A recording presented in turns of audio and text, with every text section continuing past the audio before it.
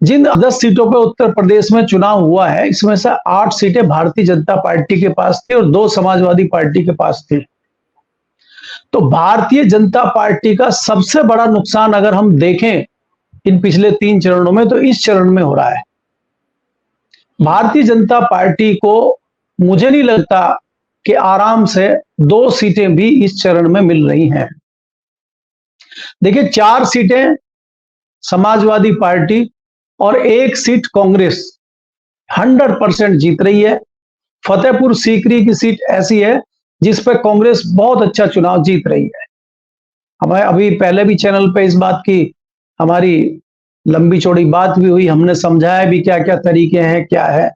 क्योंकि ये जो बेल्ट है, इसमें मुख्यतः जो जाति है, जो समूह है, उनके अधिकतर बच्चे सेना में जाते हैं या किसान हैं लोग, और सरकार से किसान भी नाराज है। और अग्निवीर योजना ने युवाओं को बहुत बुरी तरह से नाराज कर दिया है। युवाओं को अपना भविष्य अंधकार में दिखाई दे रहा है, और युवाओं के अलावा युवतियों को भी दिख रहा है, जैसे मैंने पहले जिक्र किया था। विवाह आदि नहीं हो रहे हैं, दिक्कतें हो रही हैं किसानों को। और फतेहपुर सीकरी उसका उदाहरण है कि वहां से जो एक फौजी को टिकट दिया गया है कांग्रेस की तरफ से, मुझे लगता है कांग्रेस की तरफ से टिकट का चुनाव बहुत अच्छा फतेहपुर सीकरी में हुआ है। अगर इसी प्रकार का चुनाव कुछ दिन पहले मथुरा पे कांग्रेस पार्टी कर लेती, तो मथुरा भी कांग्रेस पार्टी जीतती। हालांकि किया था कांग्रेस ने, लेकिन वो सोए रात को, उनको सपना आया और सुबह वो जागे तो उनको भाजपा के गले में पट्टा पड़ा हुआ मिला। तो इसलिए मैं कह रहा हूं कि फतेहपुर सीकरी की सीट पे अगर आप मेरे से कुछ अंदर की बात पूछना चाहेंगे, वो मेरे पास तमाम आंकड़े वहां पे हैं। मैंने दिन में भी समझाया था कि बाबूलाल बहुत बड़ा फैक्टर वहां पे हुए। फतेहपुर सीकरी तो सर वो सीट है जिस सीट पर भारतीय जनता पार्टी के प्रत्याशी ने नरेंद्र मोदी के बाद इस देश में सबसे बड़ी जीत हासिल की थी। लगभग 4,88,000 या 4,52,000 ऐसे कुछ वोटों से जीत। मैं इसीलिए आपको कह रहा हूं कि लगभग 4.5 लाख से भी ऊपर की उसकी जीत हुई थी। और वो कांग्रेस में, ये उसमें भारतीय जनता पार्टी के किसान संघ के राष्ट्रीय अध्यक्ष हैं राजकुमार चाहर, और जाट समाज से हैं। तो वो मान के चल रहे थे कि ये सीट तो भारतीय जनता पार्टी आराम से निकाल ही लेगी। और दूसरा, उन्होंने एक बड़ा काम भी वहां किया, ऐसा नहीं है, वहां पे उन्होंने एक बहुत बड़ा काम किया है। आलू की बेल्ट है, और आलू का किसान त्राहिमाम रहता है ज्यादातर सालों में। एक आध साल फसल अच्छे से बिक जाए तो बिक जाए, नहीं तो 2 रुपए किलो में कोई आलू लेने को तैयार नहीं होता। और आलू के किसान वहां बहुत परेशान रहते हैं। तो वहां पे एक बहुत बड़ा कारखाना, एक बहुत बड़ा प्रशासन केंद्र इन्होंने बनवाया है। उसके बावजूद इनकी ये स्थिति हो गई है, क्योंकि उसके अलावा इन्होंने कुछ काम किया नहीं। जनता से मिलना जुलना इनका है नहीं, लोगों से ये मिलते नहीं है। तो वहां पे इनकी एंटी कॉम्बेंसी बहुत ज्यादा थी। दूसरी जो रही सही कसर थी, जब इनकी इस तरह की स्थिति थी, तो बाबूलाल वहां लगभग 8 बार से विधायक हैं, अभी भी वर्तमान में विधायक हैं भारतीय जनता पार्टी के। जैसा कि मैंने कहा, 2014 से 2019 तक भारतीय जनता पार्टी के लोकसभा में रहे हैं, सांसद रहे हैं। उससे पहले वो विधायक रहे, निर्दलीय विधायक रहे, राष्ट्रीय लोकदल से विधायक रहे हैं, मुलायम सिंह की सरकार में मंत्री रहे। तो कद्दावर नेता है उस क्षेत्र में। उनका लड़का रामेश्वर है जो निर्दलीय चुनाव लड़ रहा है फतेहपुर सीकरी से, वो भी भारतीय जनता पार्टी में था। पर्चा भरने के बाद उसको भारतीय जनता पार्टी ने निकाल दिया। 2 दिन पहले बाबूलाल को भी नोटिस दे दिया कि आप उसका प्रचार कर रहे हैं। तो इससे क्या है, समाज थोड़ा भड़का हुआ वहां पे, जाट समाज। दूसरा, 2 दिन पहले ये भी कोशिश हुई कि ये जो कांग्रेस के प्रत्याशी हैं सिकरवार साहब, जो फौजी हैं, ये ठाकुर समाज से आते हैं, कि वहां पे उस तरह की आग लगाई जाए जाट ठाकुर की। अरे भाई, राजकुमार चाहर को हरा के आप क्या चाहते हो कि यहां से जाट हार जाए? जो परंपरागत सीट जाटों के पास रही है, अब इसको ठाकुर को सिर पे बिठा लें। इस तरह की चर्चाएं भी 2 दिन पहले चलाई गई। लेकिन वहां ठाकुर का मामला उस फौजी पे ठहरता ही नहीं है। वो कहता मेरी कोई जात बिरादरी है नहीं, मैं तो फौजी हूं। तो वहां वो मामला भी नहीं चल पाया। तो तमाम मामले कोशिश किए भारतीय जनता पार्टी की तरफ से चलाने के, कोई सफल नहीं हुआ। फिर ये कोशिश हुई कि रामेश्वर का टिकट वापस कर दिया जाए।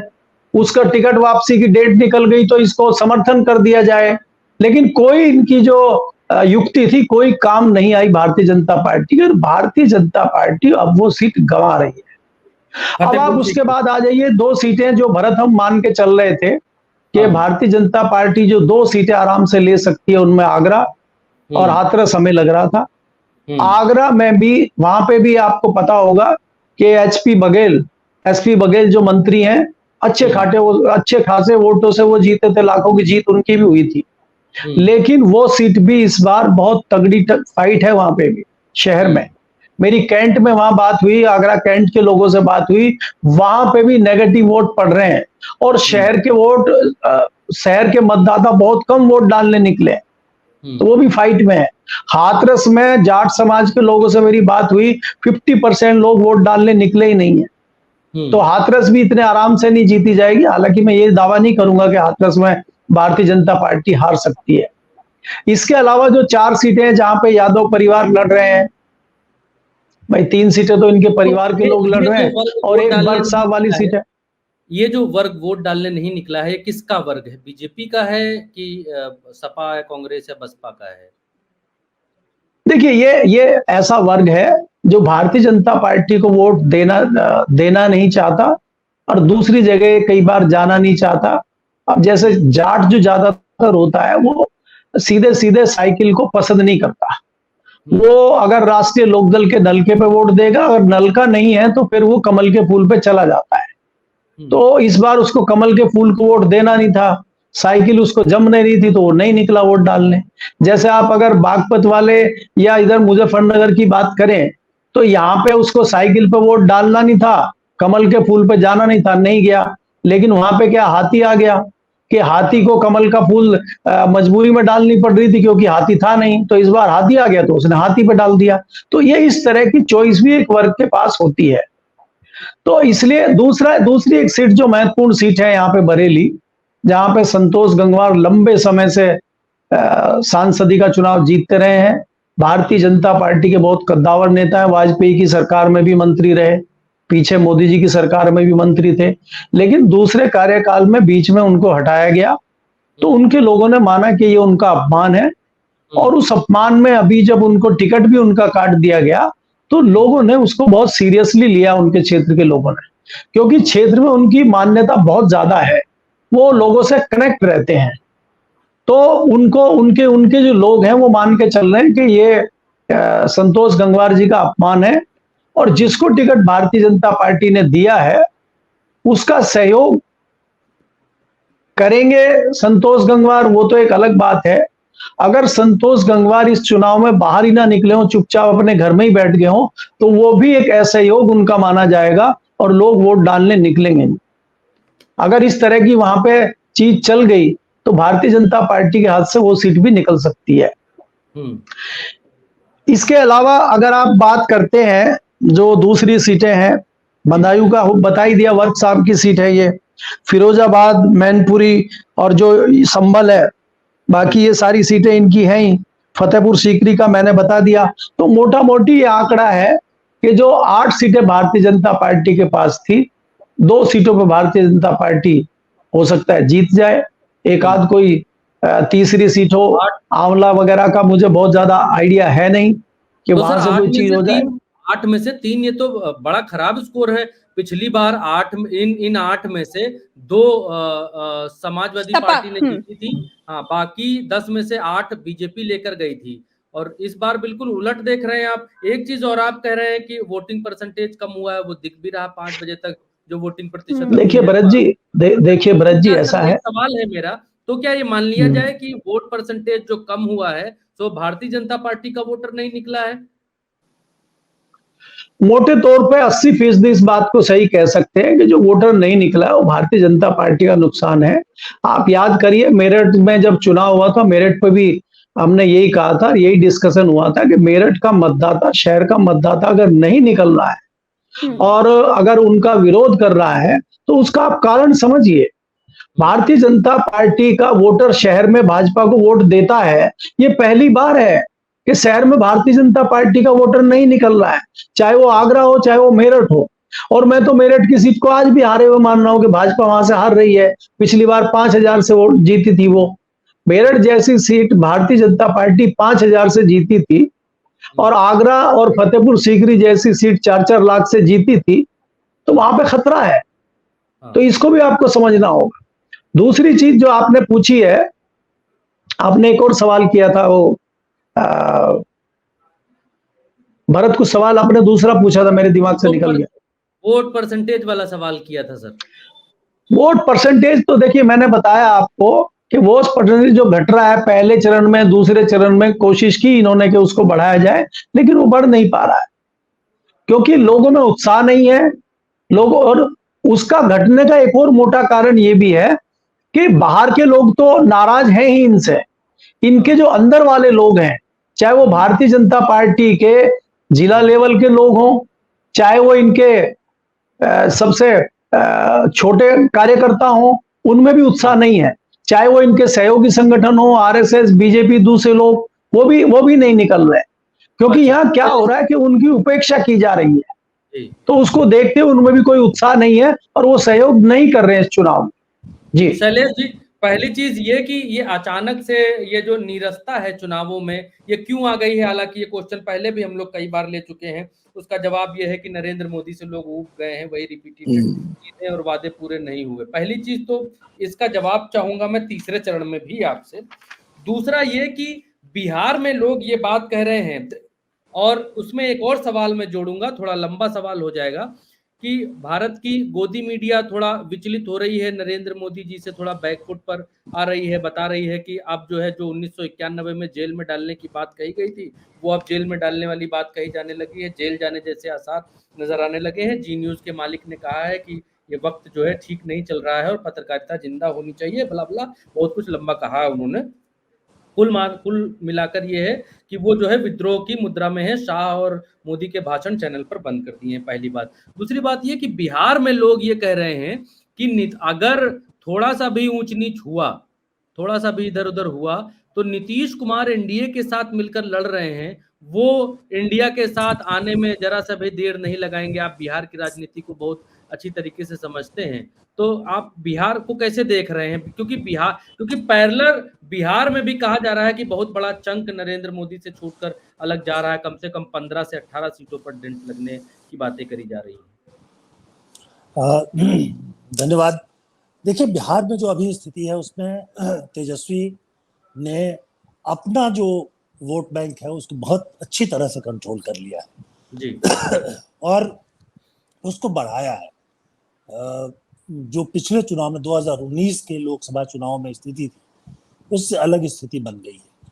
और 2019 में एक बात को भूल जाते हैं लोग कि अचानक एक राष्ट्रवाद का मुद्दा ऐसा बन गया कि लोगों ने उस वक्त सोचा ही नहीं कि किस पार्टी को वोट देना है, वो सिर्फ बीजेपी को वोट देना चाहते थे। अब पुलवामा को हम उस पर जो भी सवाल उठाए, उसके बाद जो एयर स्ट्राइक हुआ जिसको सर्जिकल स्ट्राइक कहा गया, उस पर जो भी सवाल उठाए, पर इसने चुनाव के ठीक पहले एक राष्ट्रवादी माहौल बना दिया। तो राष्ट्रवाद और धर्म ये दोनों जब मिल जाते हैं तो ये बहुत बड़ा मुद्दा बन जाते हैं। इस बार धर्म तो है पर राष्ट्रवाद नहीं है। पाकिस्तान गायब है, चीन पर ये बात नहीं करना चाहते क्योंकि चीन पर ये खुद ही फंस जाएंगे। इनके समय में भी चीन ने जो ऐसे इलाके थे, नो मैंस लैंड जिसको कहा जाता है, ठीक है कि वो भारत का ही नहीं था, भारत के कब्जे में नहीं था, लेकिन उस पर दोनों में से किसी का कब्जा नहीं था। तो उनमें से बहुत बड़े हिस्से में वो आके बैठ गया। इसका मतलब एक तरह से उसने अपना कब्जा जो है वो साबित कर दिया। तो वो नहीं है। तो इसलिए जो पिछले चुनाव में बीजेपी की उम्मीद, बीजेपी को जो कुछ मिला था, उसकी उम्मीद अगर बीजेपी इस बार करती है तो उसके लिए कोई रास्ता नहीं है। केवल धर्म के मुद्दे पर थोड़ा बहुत वोट मिलता है, बढ़ता है, लेकिन नहीं होता। अयोध्या में जो मस्जिद मंदिर का ढांचा था उसको गिराए जाने के बाद बीजेपी हार जाती है, कल्याण सिंह जैसे नेता के बावजूद। मैं पुरानी बात कह रहा हूँ।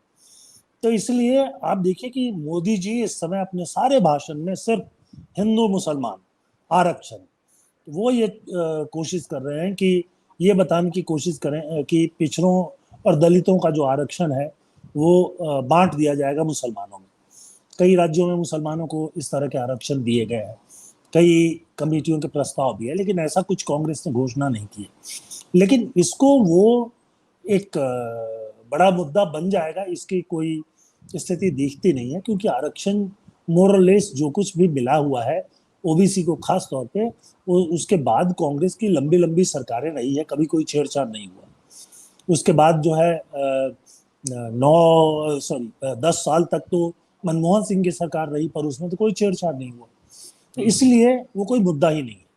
अब ये मुद्दा जो बनाना चाहते हैं वो चल नहीं रहा है, इसलिए मोदी जी का जो भाषण है उसमें आप देखेंगे कि परसों वो मुसलमानों को समझा रहे थे, आज कई जगह। अच्छा, मैं बीच में आपको रोकूंगा सर। ऐसा तो नहीं है कि हम लोग जो देख रहे हैं, जो घट रहा है उस पर बात कर रहे हो और भीतर भीतर कुछ और हो रहा हो, कुछ और चल रहा हो, हम लोगों की नजरों से अलग चल रहा हो? ऐसा तो नहीं है, क्योंकि हम लोग जो विश्लेषण करना चाहते हैं बहुत ईमानदारी से और परत दर परत निकाल देना चाहते हैं कि क्या एक्चुअल में जमीन पर चल रहा है। देखिए, अगर मैं तो बिहार से और उत्तर प्रदेश के कुछ हिस्सों से घूम कर लौटा हूँ, तो अगर मैं कहूँ ऊपर ऊपर से दिख रहा है तो ऊपर ऊपर से तो सब कुछ बीजेपी बय है। ऊपर ऊपर से तो जिनके बीच में हम गए वहां लग रहा था कि सब बीजेपी के अलावा कोई बात ही नहीं है। बीजेपी की उसमें बात से ये आती है कि लोग बीजेपी को लेकर के, मैं सवर्णों की बात कर रहा हूँ, तो वो वहां पर बात तो ऐसी होती है कि भाई घर का बच्चा है, बिगड़ भी गया है तो कोई बात नहीं, सुधर जाएगा, अब उसको तो ऐसे हालत में छोड़ा नहीं जा सकता। लेकिन इस बार जो स्थितियां हैं उसमें जो पिछड़े हैं, जो दलित हैं, उनके मन में जो कुछ चल रहा है उसको वो नहीं बता रहे हैं, इसलिए कि उनको डंडे का डर दिख रहा है, पुलिस का डर दिख रहा है, तो वो खामोश है और खामोशी से जाकर वोट करेंगे। तो ये जो पिछली बार वो भी उत्साहित थे, एंटी पाकिस्तान रैलियां चल रही थी और उसमें वो भी भाग लेते थे, सब लोग भाग लेते थे, यहाँ तक कि मुसलमान भी निकाल रहे थे, और इसलिए ये कहा गया कि बहुत सारे मुसलमानों ने या तो वो चुप रह गए, किसी को वोट डालने गए नहीं, और अगर ये नहीं था तो उन्होंने जो है बीजेपी को भी कहीं कहीं वोट दे दिया। इस बार वो स्थिति नहीं है। तो बिहार में बहुत कांटे की लड़ाई है, और कहीं जो जो पिछली स्थिति थी कि 40 में से 39 जो है वो बीजेपी के और उसके आरजेडी और उनके उसके साथ में था। मेरा लगता है, मेरा अनुमान यह है कि आधी सीटों पर तो है ही मुकाबला राष्ट्रीय जनता दल के साथ, आरजेडी के साथ। बाकी सीटों को भी हम वैसे ही इग्नोर नहीं कर सकते। कुछ सीटें जो बिल्कुल आधी सीटों पर सर, जी बिल्कुल आधी से मतलब करीब करीब 20 सीटों पर। कुछ सीटें जी, कुछ सीटें जहां सवर्ण जो है वो बहुत डोमिनेंट है, वहां तो वो निकाल लेंगे, लेकिन जहां पर पिछड़े अल्पसंख्यक दलित ये है, यहाँ पर जो है लड़ाई बहुत तगड़ी हो रही है। जी शैलेश सर, हाँ भरत जी, एक सवाल मेरा शैलेश सर से है। शैलेश सर, आज जिस तरीके से हम देख रहे हैं कि सुबह से खबरें आ रही हैं, कहीं पर वोट को, चुनाव को प्रभावित करने का प्रयास किया गया, ये आरोप लगा रहा है विपक्ष लगातार। संभल में क्या हुआ? संभल में तो जियाउर रहमान वर्ग खुद पुलिस प्रशासन से भिड़ते हुए नजर आए। बदायूं में भी जो प्रत्याशी हैं वो तो खुद आदित्य यादव धरना करते हुए नजर आए। तो ये तमाम खबरें सर निकल करके आई। आरोप भी लगाया विपक्ष ने कि चुनाव को बड़ा प्रभावित किया जा रहा है, खास तौर पर उन इलाकों में जो मुस्लिम बाहुल्य इलाके हैं, वहां पर पोलिंग बूथों को लेकर के बड़ी बड़ी खबरें आई। अखिलेश यादव ने तो ये तक कह दिया कि 4 बजे के बाद पोलिंग बूथ लूटने का प्रयास कर रही है भाजपा। तो ये आपको क्या लगता है कि ये जो आरोप लग रहे हैं, और सर कई सारी तस्वीरें और वीडियोस भी हमने देखी है, सुबह से एक्स पर चल रहा है, आप क्या कहेंगे? ये क्या एक तरीके से हताशा दिखा रहा है, बौखलाहट दिखा रहा है पार्टी की? बिल्कुल ये सही चीज है कि इनका जो इनकी कोशिश है कि कुछ वर्गों के लोग वोट डालने नहीं जाए, क्योंकि उनको मालूम है कि वो वोट डालने अगर जाएंगे तो बीजेपी के खिलाफ ही वोट करेंगे। और इसलिए आपने पिछले फेज में आपने रामपुर में देखा इसी तरह की घटनाएं हुई थी, और अब संभल से और कई और जगहों से खबरें आई हैं। तो एक तरह से उनको डरा करके और रोकने की कोशिश की जा रही थी, ऐसा लग रहा है। जी बिल्कुल।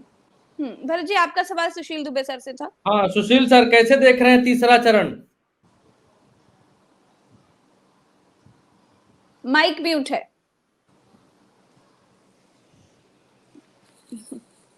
सर भरत भाई, 12:30 बजे से ऐसे ही बैठे थी टी शर्ट में, जी। आप ही के चलन शुरू किया, का लीडर होते होते अब फिर आके आपके समापन हो रहा है। बड़े हाँ। विचार उमड़ रहे हैं। तो सबसे पहले तो कई बाहुबली भी आ गए हैं। तो सबसे पहले मैं आपको बता दूं कि बरेली, आंवला, बदायूं, मैनपुरी, फिरोजाबाद और फतेहपुर सीकरी और संभल, ये अपर हैंड है इंडिया गठबंधन की, आप इसको वो कर लीजिए। और दूसरा जो बैठे हैं दो बाहुबली, एक तो पश्चिम के बाहुबली है मलिक साहब हमारे, और इतने गजब बाहुबली हैं कि इनने जो ज्ञान दिया है, और जो शैलेश भाई ने बिहार से दिया, तो 50 सीटें तो यही लोग कम कर रहे हैं।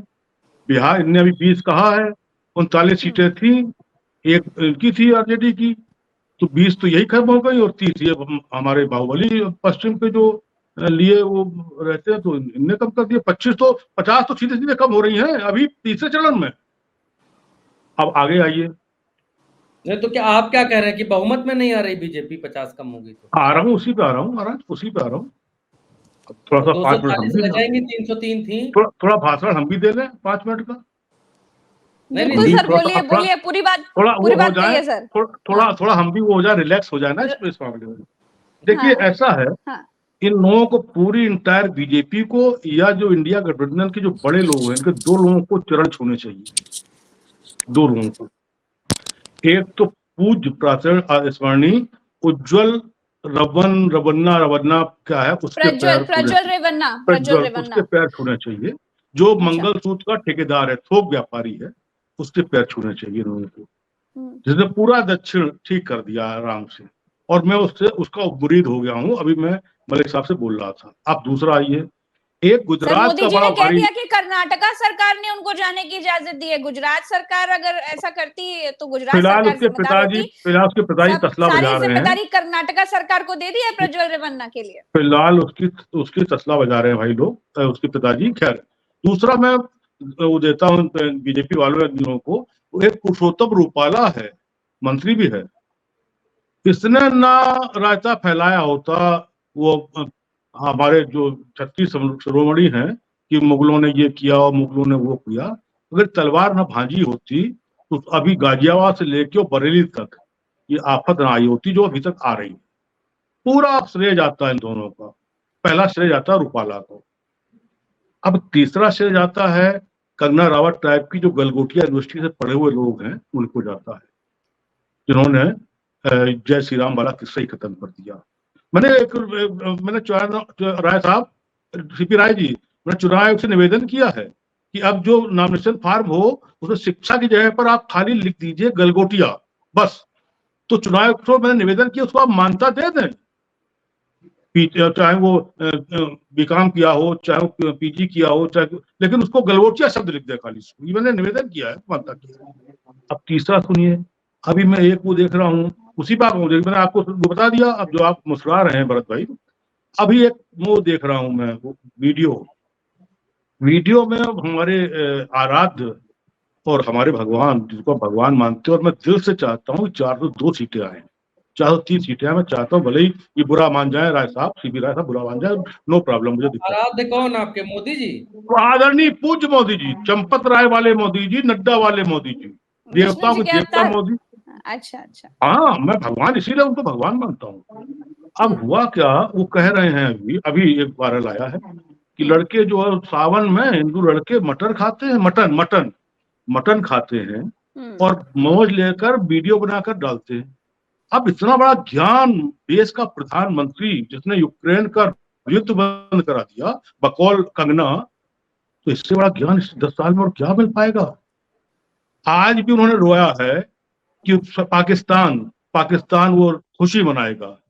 प्रज्ञा जी जरा पूछ लीजिए, आपको तो सीधे संबंध है पीएमओ से, कि काहे पाकिस्तान को रोते हर वक्त। अरे भाई, रूस को क्यों नहीं रोते हैं, जापान को क्यों नहीं रोते हैं, अमेरिका को क्यों नहीं रोते हैं, ये अरे हम छोड़िए, नेपाल को क्यों नहीं रोते हैं कि नेपाल खुशी मनाएगा अगर राहुल बन जाएंगे पीएम। तीसरे चरण पे आइएगा सर, तीसरे चरण पे 3 बता तो दिया आपको, 5 सीटें बता दी। तीसरे चरण के पहले मोदी जी वोट जिहाद की बात कर रहे थे, सुशील दुबे सर। वोट जिहाद की, मैंने कहा ना, इसी पे जब आ गए हो तो अभी लोढ़ा साहब जो कह रहे थे, आप तो इटावा में बहुत समय तक रहे हैं, मुझे हाँ रहे हैं, मेरी जन्मभूमि है। आज यादव पट्टी में वोटिंग थी। आप अच्छा ये बताइए, यादव से अगर ये कहा जाएगा कि आपके पास 2 भैंसें होंगी और एक चुरा ले जाएंगे लोग, तो किसके ऊपर, किसकी छाती पर आप वो कर रहे हैं, किसके वही सम्मान पे पूछ चोट रहे लगा रहे थे। हैं? तो क्या यादव डर किसके गया है क्या कि किसके अगर सम्मान हमारी पे एक खतरा? हमारे यहाँ खादर होता है भरत जी, हमारे यहाँ खादर होता है, खादर का जो नदियों के किनारा उसे खादर बोलते हैं। आप बताइए, 2 दुकानें होंगी, एक लूट ली जाएगी, कौन लूट ले जाएगा? 2 भैंसें होंगी, एक खोल ले जाएंगे, कौन ले जाएगा? सीपी राय सर की कांग्रेस लूट ले जाएगी, मोदी जी बता रहे हैं। मंगलसूत्र होंगे, वो लूट लिए जाएंगे, कौन मंगलसूत्र लूट रहा है? अब इस लेवल कांग्रेस। पे आके अगर हिंदुस्तान, आपको याद है बाल ठाकरे, आपको याद है, सबको याद होंगे। इसे कहते रुतबा, इसे कहते कॉन्फिडेंस, इसे कहते जीत का शंखनाद करना। वो निकल के आते थे अपने शिवा सेना भवन में और नहीं तो चश्मा लगा आपके के यहाँ सर, आपके यहाँ इटावा में आप रहे हैं, तो ये बदायूं वाली रहे नहीं, आज भी, कल जा रहा हूँ इटावा, कल भी जा रहा हूँ मैं। अच्छा, तो बदायूं का क्या हाल है, आपके बगल वाली सीट का? हमने लिख तो दिया भाई, साफ साफ लिखा बताया मैंने, ये आपका ये फाइट में, क्लियर फाइट में आमने सामने। फिरोजाबाद बीएसपी सुनिए, ओवैसी कहीं है ही नहीं, निकल लिया। ओवैसी टाइप का जूनियर जिन्ना लपोकी जो है वो निकल भागा, जैसे बेरठ का गोविंद भागा, दूसरे दिन भाग लिया। नहीं, तो ओवैसी का तो मायावती सीपी राय जी की तरफ, फिरोजाबाद जी की तरफ चलते हैं भरत जी। फिरोजाबाद सीधे सीधे अपनी इंडिया गठबंधन, हमने 5 सीटें पहले लिखा दी। 5 सीटें, ओके, 5 सीटें आप दे रहे हैं। संभल, फतेहपुर सीकरी, फिरोजाबाद, मैनपुरी, बदायूं, आंवला और बरेली। आंवला भी हाँ, आंवला इंडिया की अच्छा। तरफ, और बरेली अपर हैंड किस आधार पर बोल रहे हैं? हमने आप ही लोग बीच में जो 8-8 घंटे बैठे रहे हैं, सुन रहे हैं, पढ़ रहे हैं, उसी ज्यादा। और ये मेरी बेल्ट है। अच्छा, ये मेरी बेल्ट है, मेरी जन्मभूमि पे। वहां तो मैं अपने परिवार के बीच में जब शुरू करता हूँ गाजियाबाद से हाथ तक, कानपुर देहात तक, तो मैं समझ लेता हूँ। इसीलिए मैंने कहा मैं देश का नहीं जानता हूँ, उत्तर प्रदेश का सीपी राय सर, गुजरात में भी आज 26 की 26 सीटों पर मतदान हुआ गुजरात के भीतर, और उत्तर प्रदेश का तो बताया केपी मलिक सर ने। तो गुजरात को आप कैसे देख रहे हैं? 26 की 26 सीटों पर मतदान हुआ। और एक बात और है सीपी राय जी, आपके गुजरात में तो खुला श्री राम के नाम पर वोट मांगे जा रहे हैं। गांधीनगर की एक सीट पर हमने देखा, मांगे नहीं प्रज्ञा जी, डाले जा रहे हैं, पोलिंग बूथ पर गांधीनगर के विक्रम नगर, अगर मैं नाम सही ले रही हूँ तो विक्रम नगर पोलिंग बूथ पर श्री राम जी के कटआउट्स लगे हुए थे सीपी राय जी। जबरन राम के नाम पर वोट देख रहे हैं, डलवाए जा रहे हैं। हाँ, देखा मैंने वो। लेकिन उसके बावजूद क्या कहेंगे? पिछले चुनाव में गुजरात में 26 में 26 सीट बीजेपी जीती थी। इस बार मुझे जो वहां की सब जानकारियां हैं, वहां 8 से 10 सीट बीजेपी लूज करने जा रही है और हर हालत में 30 सीटें हारेगी। वहां जो मेरी गुजरात के बारे में जानकारी है, जहां तक उत्तर प्रदेश सवाल है, 8 से 10 अगर हारेगी बीजेपी गुजरात में, तो पूरा का पूरा सुपड़ा ही साफ हो जाएगा, 200 नहीं छू पाएंगे फिर तो मैं तो शुरू से कह रहा हूँ, ये 250 पार करना मुश्किल है। मैंने 176 सीट, आपसे पहले भी बात हुई थी, मैंने 176 सीट दिया था बीजेपी को, बहुत खींचतान करके। बड़ी कोशिश की कुछ सीट बढ़ा दूं, लेकिन 176 सीट मेरे हिसाब से बीजेपी को मिलनी चाहिए। कुछ प्लस माइनस हो सकता है, ये मेरा आकलन है। यूपी उनका गढ़ है, गुजरात उनका गढ़ है, मध्य प्रदेश राजस्थान उनका गढ़ रहा है, जहां 100% सीटें वो जीतते रहे। गुजरात में अगर वो 8 से 10 सीट हारने जा रहे हैं, राजस्थान में 10 से 12 सीट हारने जा रहे हैं, उत्तर प्रदेश आधी होने जा रही है। उत्तर प्रदेश में 40-45 सीट बीजेपी को मिलेगी मैक्सिमम, मेरा ये आकलन है अपना। बाकी सीटें वो हारने जा रहे हैं। इन सभी चरणों में लगातार इंडिया गठबंधन आगे बढ़ता चला जा रहा है। और ये मैं राजनीतिक बात नहीं कर रहा हूँ, ये मैं बात कर रहा हूँ जो जमीन का सच्चाई है। इस वक्त जनता बुरी तरह इस सरकार के खिलाफ है। खिलाफ इसलिए कि सारे लोग त्रस्त हैं। ऐसा कोई वर्ग नहीं जिसका कोई काम किया हो, कोई ऐसा वर्ग नहीं जिसको किसी वजह से खुश होना चाहिए। ऐसा कोई काम इन्होंने नहीं किया। तो ये जनता खिलाफत में सरकार के वोट कर रही है, उसी का परिणाम आपको दिखलाई पड़ रहा है। ये नहीं, सीपी राय जी खिलाफत में वोट कर रही है, उससे ज्यादा तो खबरें ये आ रही हैं कि जो वोटर है बीजेपी का, वो वोट ही नहीं कर रहा है, वो उदासीन है, वो निराश है, वो घर से निकल करके वोट करने नहीं जा रहा है, खासतौर पर जो बीजेपी का वोटर है, शहरी वोटर। ये एक तरफा बात हो जाएगी। ये सच है कि बीजेपी के लोगों की कोई हैसियत नहीं बची है। 2 गुजराती बेचते हैं, 2 गुजराती खरीदते हैं, 4 लोग हैं, और इन 4 के कुछ खास लोग हैं। उनके अलावा पूरी बीजेपी पार्टी कोई हैसियत नहीं है। मैं ऐसे केंद्रीय मंत्रियों प्रदेश मंत्रियों को जानता हूं। आप तो लखनऊ में हैं, लखनऊ कभी आप विधानसभा जाती हो कि एक भी मंत्री आपको ऑफिस में नहीं मिलता है।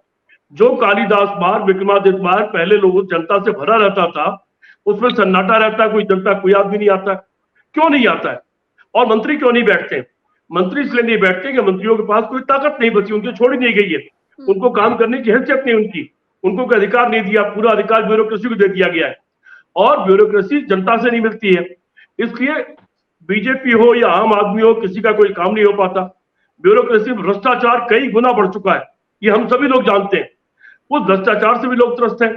तो बीजेपी का तो बहुत बुरा हाल है उसके कार्यकर्ता का, उसके एमपी का, एमएलए का, मंत्री का, वो शक्ल दिखाने लायक नहीं है, क्योंकि उसके कहने पर दरोगा और तहसीलदार फोन ही नहीं उठाता है। तो उसका एक असर अपनी जगह है।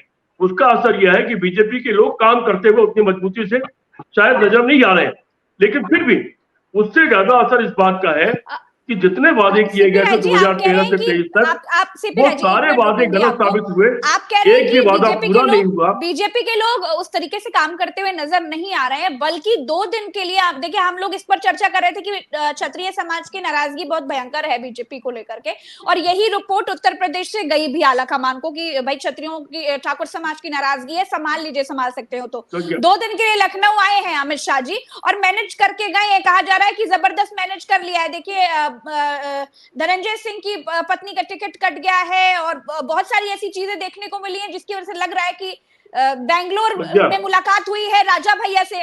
तो बहुत चीजें लग रही है कि बीजेपी इस नाराजगी को कंट्रोल करने की कोशिश कर रही है। तो आप ये क्यों कह रहे हैं कि बीजेपी के लोग काम नहीं कर रहे हैं? और अगर नहीं कर रहे हैं तो ये इसका क्या असर होगा? हाँ बोलिए बोलिए बोलिए बोलिए। प्रज्ञा, एमएलए एमपी मंत्री शक्ल दिखाने लायक न रहे तो किस मुंह से वो वोट मांगे? वोटर अपना काम कर रहा, वोटर अपना वोट दे रहा है, लेकिन बाकी ये पार्टी कार्यकर्ता किसी मुंह से वोट मांगने लायक रहे नहीं है ये लोग किसी भी हालत में। और अच्छा, अमित शाह ने चाहे जो भी कार्रवाई की हो, चाहे जो भी उन्होंने एक्शन लिया हो, लेकिन उसका परिणाम यह है कि यहाँ मलिक साहब बैठे हैं, सुशील दुबे बैठे हैं, मैं बैठा हूं, हम तीनों लोग ये कह रहे हैं कि बीजेपी को उत्तर प्रदेश में इस चरण में जहां पहले 8 सीट मिली थी, अब 2-3 सीट मिलना भी बहुत मुश्किल लग रहा है। सारी सीटों पर बहुत लड़ाई है और इंडिया गठबंधन बहुत ताकत के साथ लड़ रहा है और जीतता हुआ दिखलाई पड़ रहा है। मैं जब गुजरात के बारे में दावा कर रहा हूं कि गुजरात में 8 से 10 सीट तक ये लोग हारने जा रहे हैं, राजस्थान में 10 से 12 सीट हारने जा रहे हैं, उत्तर प्रदेश में आधे और उसके आसपास होने जा रहे हैं, तो परिणाम आप समझ लीजिए।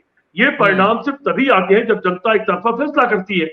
फिर भी हर पार्टी का अपना एक कमिटेड मतदाता भी होता है।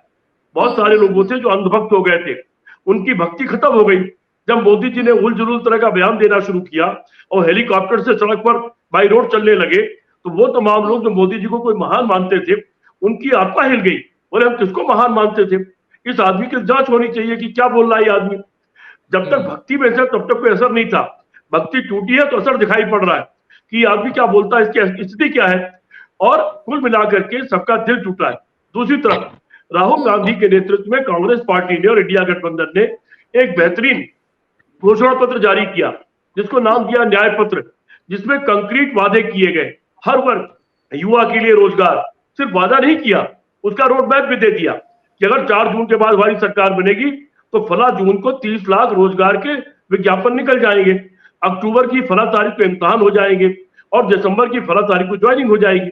उससे एक विश्वास बढ़ा है जनता में और नौजवानों में, अन्यथा तो नौजवान लाठी खाता घूम रहा है। सीपी राय जी, एक सवाल मेरा और है कि आपको लगता है कि कांग्रेस के मैनिफेस्टो का असर लोगों में है? जो लोग वोट करने जा रहे हैं उनको एक एक बात पता है कि कांग्रेस के मैनिफेस्टो में ऐसी चीजें हैं जिसकी वजह से हमें वोट देना है, अगर हमें रोजगार नहीं मिला तो ठीक है कांग्रेस को वोट देंगे तो हमें रोजगार मिलेगा। प्रज्ञा, प्रज्ञा, अगर उस मैनिफेस्टो का असर नहीं होता तो मोदी जी उसके बारे में भाषण नहीं देते। मोदी जी ने कांग्रेस के मैनिफेस्टो को कंडेम करने की कोशिश की और परिणाम उल्टा निकल गया। उन्होंने जिस दिन मैनिफेस्टो को कंडेम करने की कोशिश की, कुछ खास तरह की घटिया बातें करके, उससे अगले 48 घंटे में इस देश के 42 लाख लोगों ने कांग्रेस का घोषणा पत्र डाउनलोड किया। उन्होंने बल्कि हमारा काम कर दिया। लोग मांग मांग के घोषणा पत्र पढ़ने लगे।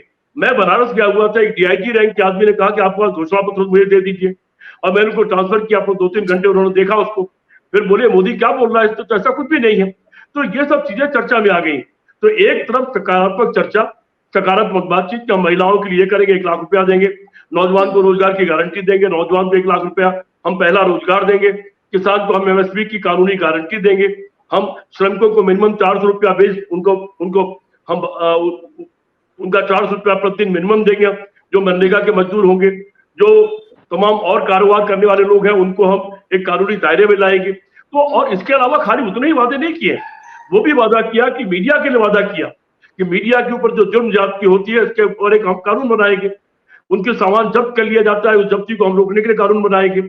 ये भी कहा है कि हम संविधान की रक्षा करेंगे, ये भी कहा है कि हफ्ते में एक दिन विपक्ष का हुआ करेगा, लोकसभा विधानसभा में कांग्रेस सरकार आएगी उस दिन का एजेंडा जो विपक्ष तय करेगा वो हुआ करेगा। ये भी तय किया है कि अगर कांग्रेस सरकार आएगी तो जो 100 दिन मिनिमम लोकसभा या विधानसभा चलनी चाहिए वो चला करेगी। कांग्रेस ने व्यापक पैमाने पर फिर से संविधान की रक्षा करने का वादा किया है, लोकतंत्र को दोबारा से स्थापित करने का वादा किया है और तमाम जनहित के वादे किए हैं सारे वर्गों के लिए। उसकी चर्चा आम आदमी तक पहुंच गई है और दूसरी तरफ वो भी चर्चा हो रही है कि 13 से 23 तक किया गया एक भी वादा पूरा नहीं हुआ।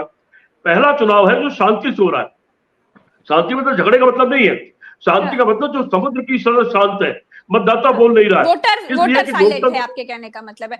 इसलिए कि लोकतंत्र जहां भी परिपक्व होता है, परिपक्व लोकतंत्र में मतदाता शांति से मतदान करता है और वो समझदारी से मतदान भी करता है। समझदारी का मतलब कि वो चर्चा करता है, वो तौलता है किसने क्या कहा, हमने जिस सरकार को हटाया था उससे जब हटाया उससे पहले क्या क्या किया, उसके ऊपर क्या आरोप लगाए गए। फिर आएंगे आपके पास। भरत जी, आप जो बोलना चाह रहे थे। मेरा सवाल केपी मलिक जी से है। सवाल है कि अब सीपी राय सर कह रहे हैं कि संविधान की रक्षा करेंगे, ऐसा करेंगे जब आ जाएंगे सरकार में। उत्तर प्रदेश में एक बहुत बड़ा घटनाक्रम हुआ जिसका जिक्र भी आपने इससे पहले किया कि मायावती पहले तो बहुत अच्छी तरीके से खेलती हुई नजर आई, ऐसे प्रत्याशी खड़े किए जहां बहुत जगहों पर भारतीय जनता पार्टी को डेंट हो रहा था। लेकिन परसों रात में 1 बजे के आसपास कुछ ऐसा डेवलपमेंट हुआ कि उत्तर प्रदेश की एक जो जौनपुर की सीट है उस पर लगभग समीकरण ही बदल दिए टिकट बदलने के बाद। बहुत सारे लोग, 2 चीजें हैं केपी मलिक सर। एक चीज ये है कि लोग ये कह रहे हैं कि बहन जी को ये मालूम चल गया था कि सूरत की तरह उस सीट के ऊपर धनंजय सिंह की पत्नी जब तारीख निकल जाएगी पर्चा वापसी की तो उसके बाद अपना नाम वापस ले लेंगी तो फंस जाएंगी बहन जी, इसलिए उनको मालूम चल गया, इसलिए उन्होंने रात में 1 बजे डिसीजन लिया कि अब जो है उनका विश्वस्त आदमी चुनाव लड़ेगा। दूसरी थ्योरी ये है कि अमित शाह 2 दिन यहाँ रुके लखनऊ में और उसके बाद बहन जी का डिसीजन ये आ गया। तो अगर बहन जी पहले दूसरे चरण तक तो उनके लोग ठीक लड़ रहे थे, लेकिन उसके बाद ये जो परिवर्तन हो रहे हैं, ये परिवर्तन क्या कह रहे हैं? देखिए, मैं 2-3 हिंट दूंगा आपको, बहुत विस्तार से मत पूछना। मैंने ये आपको बताया था कि 2 दिन पहले जिस प्रकार की घटना हुई है, हम शुरू से कह रहे हैं कि, और सबसे पहले ये अभी सुशील दुबे जी ने भी कहा कि राजपूतों का जो मामला है ये पुरुषोत्तम रूपाला का गुजरात से चला, लेकिन मैं उससे इत्तेफाक नहीं रखता। मैं मानता हूं ये मामला मुजफ्फरनगर से चला और इसमें महत्वपूर्ण भूमिका संगीत सोम और सुरेश राणा ने निभाई। संजीव बालियान हमारे यहाँ से जो केंद्रीय मंत्री हैं, अमित शाह के बहुत खास और बहुत करीबी व्यक्ति हैं, वो उन्होंने ये कहा कि भाई मेरी 3 विधानसभा सीटें मैं 2022 में ही हार गया अपने लोकसभा क्षेत्र की, और चौथी जो सीट थी खतौली की, जो सैनी बाहुल्य है, वहां से सैनी विधायक था, उसके ऊपर कोई कानूनी प्रक्रिया हो गई, उनका नाम आ गया तो उनको इस्तीफा देना पड़ा। तो वहां पे बाई इलेक्शन हुआ और बाई इलेक्शन में वो सीट जो है रालोद के और समाजवादी पार्टी के गठबंधन में वो भी हार गई। तो इनके एक लोकसभा क्षेत्र में 4 सीटें हारने का मतलब बनता है कि आप तो हार ही रहे हैं। और ठाकुर जो ये दोनों, एक तो सुरेश राणा मंत्री थे, गन्ना मंत्री, और ठाकुर संगीत सोम विधायक थे, ये दोनों हार गए। तो ये मान के चल रहे थे कि हमें संजीव बालियान ने हराने में महत्वपूर्ण भूमिका निभाई है, और उस चीज को लखनऊ से भी जोड़ा जा रहा था कि योगी के खास आदमी है और अमित शाह के इशारे पे संजीव बालियान ने इनको हराया है। यहां से ये ठाकुरों का मामला शुरू हुआ और इसमें जो रंग खास वो और जो रंग चढ़ा, वो रंग चढ़ा वीके सिंह का टिकट कटने के बाद, और सोने पे सुहागा फिर पुरुषोत्तम रूपाला ने कर दिया। ये तो शुरुआत की बात है और इसको बहुत हल्के में भारतीय जनता पार्टी यहां तक लेती रही। जब पहले फेज में, दूसरे फेज में भारतीय जनता पार्टी ने देखा बहुत नुकसान हो गया, तीसरे फेज से पहले चाणक्य ने अपने हाथ में कमान ली और ये ठाकुर वाला मामला था, इसको ठीक करने की कोशिश हुई। वहां से सुनिए आप, अगर हम जौनपुर पे देखें तो क्रांतिकारी कृपाशंकर को मुंबई से लाया गया जौनपुर के लिए, ठीक है। उसके बाद में क्या हुआ कि शशिकला धनंजय की वाइफ लड़ रही थी बसपा से, दोनों में कड़ी टक्कर थी। धनंजय की वाइफ के जीतने के 100% चांस थे गठबंधन में। उसके बाद क्या हुआ, दूसरी जो सीट बस्ती वाली है जो आप जानते हैं, वहां से बीजेपी के हरीश द्विवेदी हैं और दयाशंकर मिश्रा हैं बसपा के। तो अगर दोनों ब्राह्मण लड़ेंगे तो कैसे जीतेंगे, और ऊपर दोनों ठाकुर लड़ेंगे तो कैसे जीतेंगे। तो ये एक्सचेंज कराया गया। तो इससे एक तीर से दो निशाने लगे। मायावती को ठीक किया गया। 4 दिन पहले आकाश आनंद जो क्रांतिकारी भाषण दे रहे थे उन पर कंट्रोल किया गया, सीतापुर में एफआईआर हुई, उसके बाद उनको कंट्रोल किया गया। फिर मायावती जी को चुनाव आयोग ने तो कोई नोटिस दी नहीं थी आकाश आनंद को, फिर मायावती जी ने क्यों उनकी रैलियों को रद्द करा दिया? अच्छा बोल रहे थे आकाश आनंद। नहीं, देखिए, चुनाव आयोग को तो बताया जाता है कि क्या करना है नहीं करना। अमित शाह जी ने कह दिया हम कर रहे हैं, आप दूर रहिए। नहीं, कई बार क्या होता कहना ये है कि चुनाव आयोग ने तो कोई नोटिस दिया नहीं, तो फिर मायावती जी ने क्यों कह दिया रैली नहीं करेंगे, रैली नहीं करेंगे। ओहो, मैं वही तो बता रहा हूं आपको कि जब हमारे गांव में हमारा लड़ाई झगड़ा था आपस में, हमारा फैसला हो गया कि हम निपट लेंगे, तुम्हें आने की जरूरत नहीं, हम बड़े आदमी हैं गांव के, तुम चौकी में बैठे रहिए अपनी। तो वो चुनाव आयोग अपनी चौकी में बैठा रहा और हमने मुखिया ने फैसला कर लिया कि हम ठीक कर लेंगे इनको। तो जब डायरेक्ट फोन चला गया दिल्ली से लखनऊ मायावती जी के पास, तो चुनाव आयोग क्या करेगा उसमें भाई, उसका क्या लेना देना। दूसरी बात, ये चीज होने के बाद में ये सारी कमान जो है अपने हाथ में ली अमित शाह जी ने। उसके बाद आप सुनिए, मैं आपको मोटा मोटा बताता जाऊंगा, इनका विस्तार से मैं नहीं बताऊंगा। जो 4 क्षत्रप हैं राजपूतों के, ठाकुरों के, वो सीपी राय जी भी जानते हैं और दुबे जी भी जानते हैं और शैलेश जी तो जानते ही हैं। आपके यशवंत सिंह हैं उत्तर प्रदेश में, उनका इतिहास देख लीजिए। किशोर सिंह है पूर्व मंत्री, राजकिशोर सिंह, राजा भैया, धनंजय सिंह। तो ये जो ये क्या था कि ये कंट्रोल किया जा सकता है इनको, क्योंकि ये कहीं ना कहीं दागी है, तो इनको कंट्रोल करना बड़ा आसान है। जैसे हमारे क्रांतिकारी चवन्नी छाप जयंत जी को किया गया, जब वो नहीं पकड़ में आए, 10 साल से वो रट लगा रहे थे मैं भाजपा में नहीं जाऊंगा नहीं जाऊंगा नहीं जाऊंगा, फिर कैसे चले गए एकाएक कि उनकी चूड़ी टाइट की गई। चूड़ी टाइट करने का कई सारे तरीके इनके पास, फॉर्मूला 1, फॉर्मूला 2, फॉर्मूला 3 होता है इनके पास।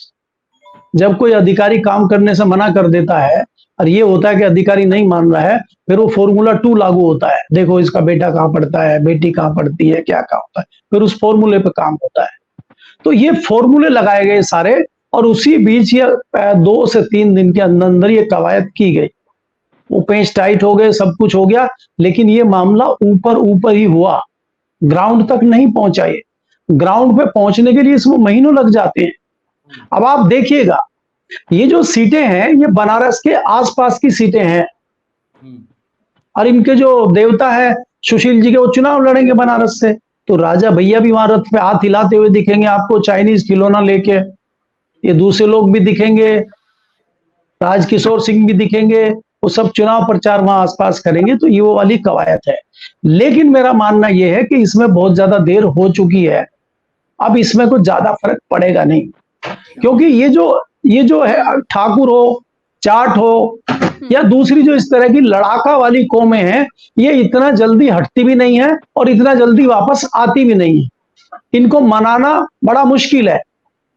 तो इसलिए जो ठाकुर समाज के अंदर एक वो बात इस तरह की चली गई, जैसा कि मैंने पहले भी कहा, ये कोशिश की गई मैनपुरी में, ये कोशिश की गई फतेहपुर सीकरी में कि ठाकुरों को थोड़ा भड़काया जाए, ठाकुरों को थोड़ा बीजेपी की तरफ लाने का फॉर्मूला सुलझाया जाए, और वो उसमें लगी नहीं रही आग, माचिस खराब हो गई है, वो लगा रहे, जली नहीं रही है। तो इसलिए मैं कह रहा हूं ये चीजें ठंडी हो गई है। अब भरत जी कुछ दूसरी चीज आप पूछ रहे थे, ये पहले वाले सवाल का तो मुझे लग रहा अच्छा जवाब मिल गया। भरत भाई, अब मैं प्रज्ञा जी जरा जाना चाहूँ। बहुत बहुत शुक्रिया Thank you. सुशील दुबे जी, आभार आपका। अच्छा, शैलेश सर के पास, केपी मलिक सर से सवाल तो हो गया, अब मैं शैलेश सर से एक फाइनल कमेंट लेना चाहूंगी कि ये तीसरे चरण को लेकर आप क्या कहेंगे? तीसरा चरण फाइनली आपका सार क्या है कि किसकी तरफ जा रहा है? Mike sir, mic.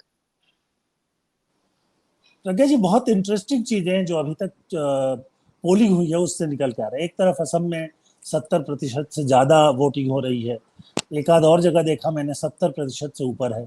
और जो इधर आइए आप बिहार में तो 50-52%, उत्तर प्रदेश में 55%, ये 60 तक भी जाएंगे। यानी कि जो कोर एरिया है जहाँ से, हालांकि असम भी कोर एरिया है, लेकिन जहाँ से कि बीजेपी को ज्यादा फायदा होना था वहाँ वोटिंग कम हुई है।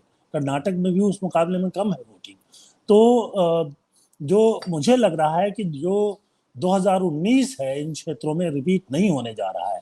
एक मुद्दा जो पहले मैंने जिक्र किया कि इस बार जो है वो जो राष्ट्रवाद और धर्म, और उसके साथ साथ धर्म और राष्ट्रवाद का मेल जोल, आप अगर मार्क्स को भी पढ़ेंगे, जितने लोगों को पढ़ेंगे फिलोसफर्स को, तो पता चलेगा कि ये दो चीजें जब जुड़ जाती हैं, धर्म और राष्ट्रवाद, तो ये बहुत खतरनाक होती है। ये तो 2019 में तो ये जुड़ गया था। इस बार पाकिस्तान मरा पड़ा है, आप उस पर कोई आरोप भी लगा दो कि वो कर रहा है, नहीं कर रहा है, वो कुछ कर ही नहीं रहा है। जो हो रहा है, जो पहले से यहाँ आतंकवादी हैं वो छिटपुट घटनाएं कर रहे हैं, जो भी सरकार उसको कर रही है वो अलग मामला है। तो इस बार ये सिर्फ धर्म के आधार पर, और सिर्फ धर्म के आधार पर जब भी चुनाव लड़ते हैं ये लोग, तो बहुत फायदा नहीं होता। उत्तर प्रदेश में कल्याण सिंह की सरकार तो मंदिर के नाम पर गई थी, और उसके बाद क्या हुआ उसके बाद के चुनाव में? तो वो देखते हुए आप, ये बहुत साफ तस्वीर है कि धर्म के नाम पर, राम के नाम पर वोट नहीं मिलता। थोड़ा एंटी मुस्लिम पे फिर भी मिल जाता है। तो ये मुसलमान विरोधी प्रचार में जुटे हुए हैं। इसका मतलब इनको खुद लग गया है कि हिंदुत्व के नाम पर इनको वोट फिर नहीं मिलने जा रहा है। तो इस बार तो राम मंदिर बना दिया है इन्होंने, उसका उद्घाटन हो गया, उसमें इतनी पूजा हुई और इतने सारे लोग बुलाए गए, तो इनको तो राम के नाम पर वोट मांगना चाहिए था। ये कहाँ मुसलमानों को आरक्षण दे देंगे उसके नाम पे वोट मांग रहे हैं? कभी आप सुना? आप एक भी बार बताए कि ये, हमने तो, मुझे याद नहीं है कि ये कभी कभी जोर शोर से घोषणा कर रहे हो कि राम का मंदिर बन गया है और आप इसलिए मुझे वोट दीजिए। कहीं नहीं आ रहा है। तो ये संकेत है कि इनके जो तीर हैं वो चल नहीं रहे हैं, ये घिरे हुए हैं। और जो ऑपोजिशन है, जो बाहर से बहुत लोगों को लग सकता है कि बहुत बिखरा हुआ था, बहुत संगठित नहीं था। समाजवादी पार्टी और बहुजन समाजवादी पार्टी के बीच लड़ाई थी। ये दो बड़ी पार्टियां क्यों नहीं एक हुई? उत्तर प्रदेश की बात करें, क्यों राष्ट्रीय लोकदल बहुत कोने में ही सही, लेकिन उनकी थोड़ी सी पकड़ है, वो क्यों चले गए? ये सब बात, इसके बावजूद मुझे लगता है कि जो वोटर है वो 2 बार जो एक्सपेरिमेंट कर चुका है, उसको, उसकी जगह वो एक नया प्रयोग करने के बारे में सोच रहा है, और ये बात बीजेपी के माकूल नहीं है। जी चलिए, डॉक्टर सीपी राय जी, लास्ट कमेंट आपका, शॉर्ट में जल्दी से बता दीजिए। तीसरा चरण, क्या बीजेपी अपना पिछला प्रदर्शन दोहरा पाएगी? 72 सीटें मिली थी, इस बार 40 मिलती हुई दिखलाई नहीं पड़ रही है। पिछले चुनाव में बाद इन 94 से 72 सीट बीजेपी के पास थी, और मुझे लगता है कि 40 सीट इस बार वो प्राप्त नहीं कर रही है। जी, चलिए, बहुत बहुत शुक्रिया CP Rai ji, Shailesh sir, KP Malik sir, आप सभी का। थोड़ी देर पहले भरत जी थे, सुशील दुबे जी थी, आप सभी का बहुत बहुत शुक्रिया, आभार, नमस्कार, जय हिंद।